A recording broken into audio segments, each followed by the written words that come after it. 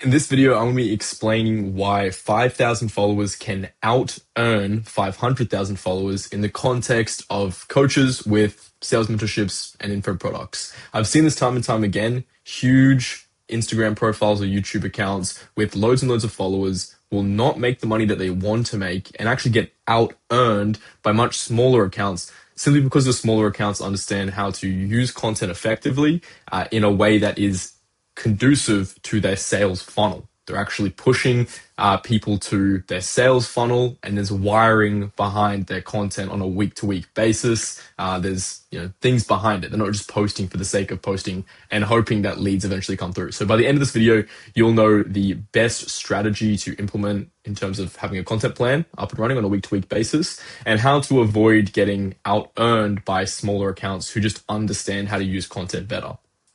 First and foremost, it is imperative that we understand what content is actually for. Like, why are we even posting this stuff in the first place, right?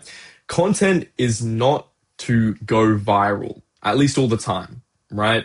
If you're only posting content in the hopes of getting more and more views, gaining virality, and not really understanding, why you want to be doing that in the first place besides more impressions, that's a big issue, okay? Yes, it's great to go viral, but if you don't have a system in place for your content in the back end where different videos represent different things, and like having a content stack behind the scenes, then then all the impressions that you get from the viral video are just going to go nowhere. You're going to become like entertainment to them, which is the last thing that you want, because when people stop looking at you as an educational account, they're just going to start looking at you as an entertainment account. And then they will never be able to associate you with a mentor figure, someone that they can learn from, etc. So what is content actually for? It's not just to go viral. Views are applicants. Your content is the interview. That's a bit much of a muchness. It's more so just seeing like the actual buyer journey before they book. So it's not just views and watching reels. As you can see here, we've got reels, emails, DMs, case studies, and it's a sort of eclectic view before they ever book a call. And they're watching reels, they're getting emails from your email list, they're getting DMs throughout. Maybe they've opted into free lead magnets that you have advertised in your content. They're watching more reels, more emails. You throw a case study in there sparingly, they're watching that. And then eventually after all of this, then they'll book a call in after that. So it's important to understand that, again, content isn't just for going viral. There's a lot that goes into someone actually opting into your funnel. And it's not just watching a viral video that you've done once.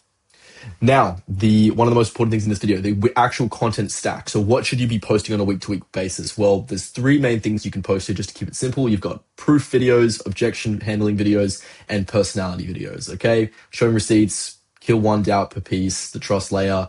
These are the three that you can make up your content stack for the week, just on a very basic weekly content plan. Now, there's more video types that you could use, but let's just keep it simple for this video. We're just going to choose three. So let's say you're posting only 6 videos, which realistically you should be posting every day, and you should be posting multiple videos per day.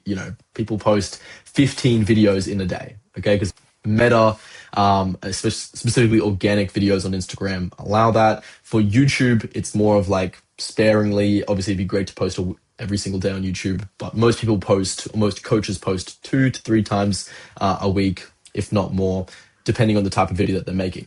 So if we're looking at this setup right here, we've got to handle a common objection that your ICP has in real time in an organic way, so you don't have to pay for this either. You're posting that Monday, Tuesday, Thursday, Saturday, so 4 times a week.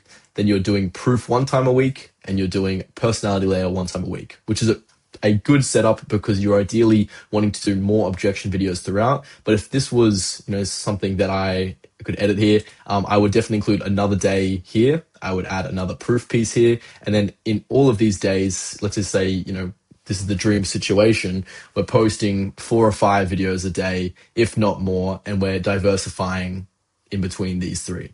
And immediately you should be able to look at these three and be like, okay, well, I can definitely see which ones that I could make. These are easy. You should be able to show proof and receipts from your mentorship program. You should be getting good case studies and results for your students. It's very easy to identify what your objection handles, what objections your ICP has. Just look at sales call recordings of your program. It's very simple.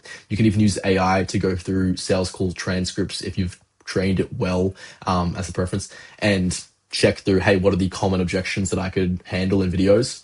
And then obviously personality is the easiest one. Just, showing your personality, opening up, talking about something that might not relate as much to the actual business, right? At least once a week.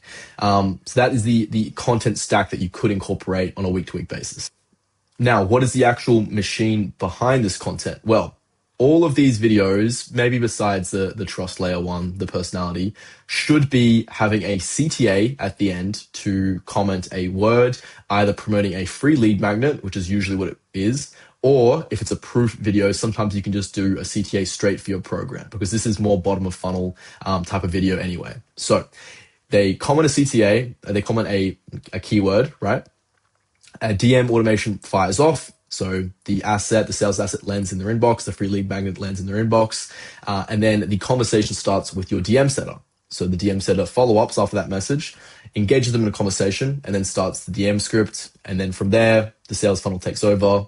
The DM setter is pushing that person into the sales funnel, and eventually they'll be able to go through our funnel, book a call in, and close. Okay. That's the overall machine behind the content. It's really simple when you break it down.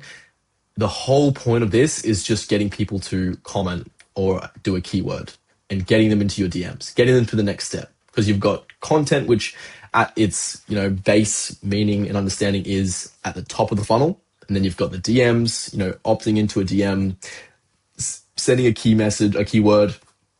Starting the DM conversation with our DM setter is the middle of funnel, going to the next step, and then actually opting into the funnel, booking a call in, and closing is bottom of the funnel, right?